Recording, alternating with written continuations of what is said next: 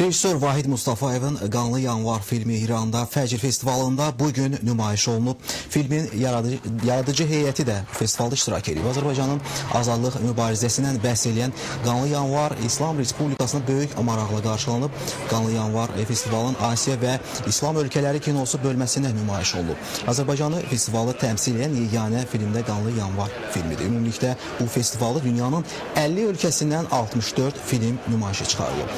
34-cü dəfə keçirilən festivalda iştirak edən Qanlı Yanvar filminin aktyorları da təəssüratlarını bizimlə bölüşüblər.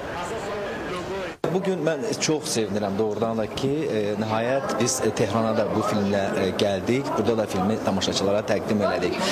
Bildiyiniz kimi İranın çox gözəl kinematografçılar var, Məcid Məcidi və digər kino rejissorların filmləri sevilərək baxılır Azərbaycanda da.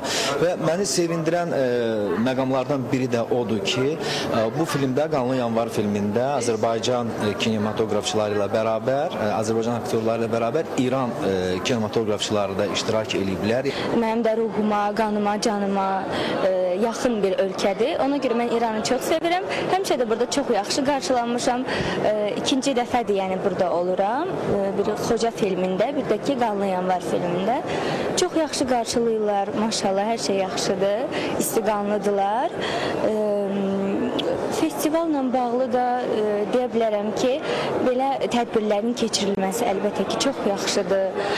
İnsanlar nəyisə bilirlər, öyrənirlər. Bu ümumiyyətlə film, mahnı oxumaq, yaradıcılıq insanlarımıza bir mesajdır.